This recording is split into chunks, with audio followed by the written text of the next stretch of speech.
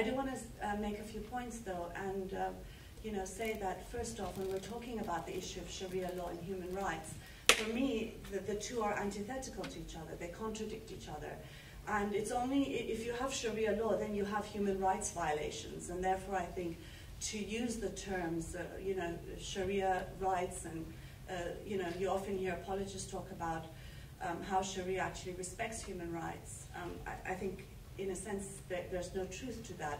And there are a lot of reasons why they do it, whether they're apologists for Islam and Islamism, or whether they're the postmodernist left that's in love with Islamism at the expense of people's rights, or whether they're governments, like the British government, that prefers to shrug its responsibility towards citizens in this country and elsewhere, and defend culture and religion over and above people's rights.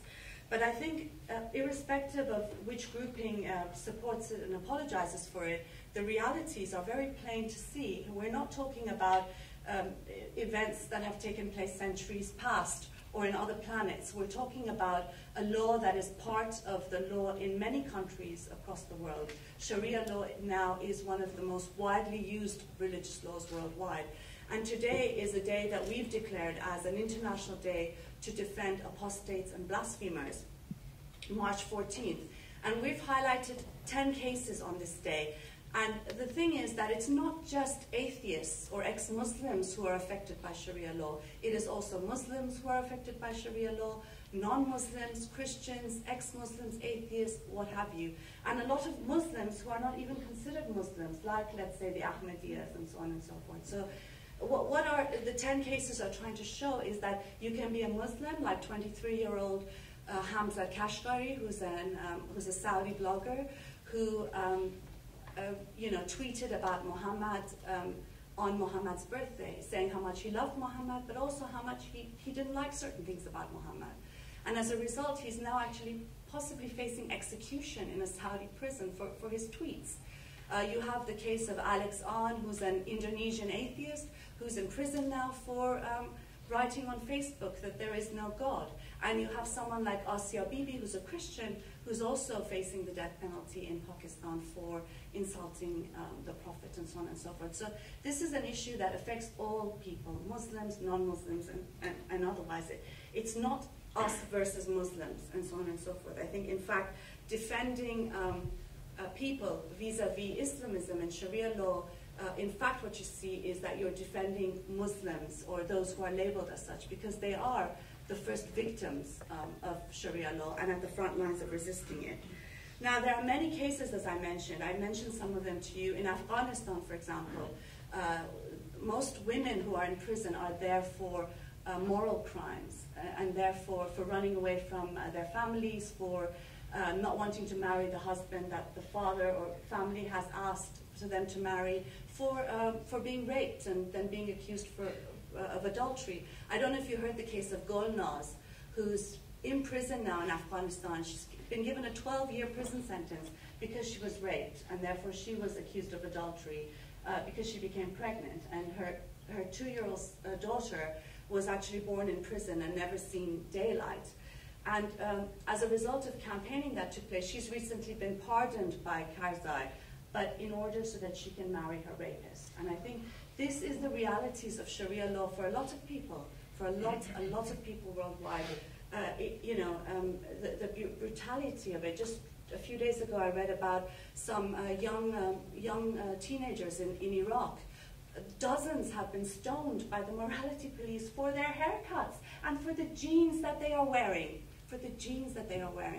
And this is a bleak reality for a vast number of people. Now, I know the first thing we hear is, well, we're not talking about stoning and amputations. We're talking about women's status in the family, what Islamists will call trivial matters, mundane matters. But for anyone who has worked on women's rights issues in the Middle East and North Africa, they know that that is one of the pillars of women's oppression in that region. One of the main reasons why women flee or are faced with horrendous abuses, because they are relegated to a life of violence. They can't get divorces. They lose child custody at a preset age, and earlier if the woman dares to marry again before the preset age kicks in. And you know, as Gita Sohgyal, who's been a great supporter of One Law for All campaign, has said, just because people's limbs aren't being amputated, but women's rights are being denied in the family, doesn't mean that it's any less scandalous or any less urgent for us to look at this issue and try to address it and ban these sorts of courts here in Britain. Now, Anne-Marie talked about the fact that in these courts, a woman's testimony is worth half that of a man's. She quoted part of what one of the imams had said. I'm going to quote the other bit. Well, according to the Islamic Sharia Council, and this is on their website, and this is based on the Quran, that a woman's testimony is worth half that of a man's. It says, if one forgets, the other can remind her. It's the difference between a man and a woman's brains. A woman's character is not so good for a case where testimony requires attention and concentration. And it goes on to say that it's not derogatory, but it's the secret of women's nature. And this is the same justification they give on why women don't have the unilateral right to divorce, whereas men do. Oh, I've only spoken for 4 minutes, that's good, okay. You know, and there are examples. I do want to give you a couple more examples because I do think they're important. The Center for Islamic Pluralism, they did a study of 90 Muslim women, and they found that a majority were unsatisfied with their treatment in the Sharia courts. There's one woman who's from West Yorkshire. This is quoted in that report of the Center of Islamic Pluralism. She was a 30-year-old. She was forced to marry when she was 13. She went to 3 different Sharia courts. They all said that her marriage was legal. And she's quoted in that report saying, I told them I had been forced, but they said that did not change anything. And she only got her divorce because her husband finally agreed to a divorce. And I don't know if you've seen the report that's recently come out from the Ministry of Justice following a Freedom of Information request. This is in a January paper, which revealed that there were 32 forced marriage protection order applications made for children under the age of 16 in Britain. And 6 of them were made for under 16s, and 5 or fewer were for children between the ages of 9 to 11. Scandalous.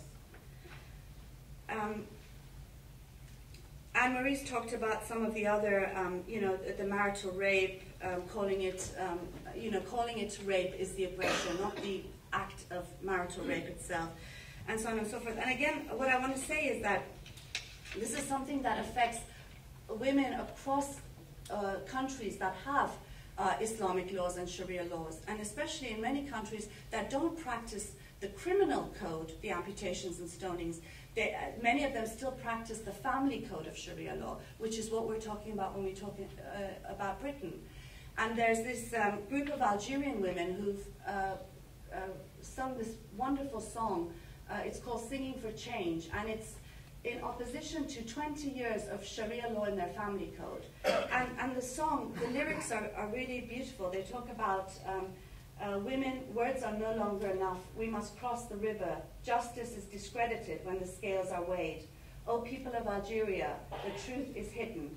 Women, let me tell you of 20 years of madness in the Congress of Deceit of the year 1984. That's when Sharia's family law was instituted there. They stole women's rights and parted their minds at rest.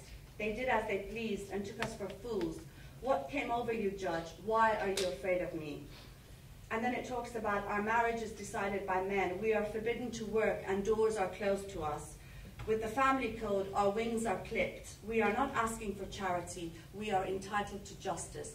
So it's really interesting how a lot of the problems and violence and lack of rights that women face in countries like Iran or Algeria or Iraq and Afghanistan are very similar to the rights violations that are taking place against women in this country as well. If you look at a film on divorce, Iranian style, I don't know if you've seen that documentary, of women going to a court in Iran to ask for their rights. It's very similar to a Channel 4 documentary about Sharia law here in Britain. It's the same rules that are applying. You wouldn't know what country you're talking about if one didn't have subtitles because they were speaking Persian and the other group was speaking English because it was in Britain. And in a sense, it just shows how you know, the situation that we've come to, where women citizens in this country are facing the same sorts of laws as people are in many other parts of the world.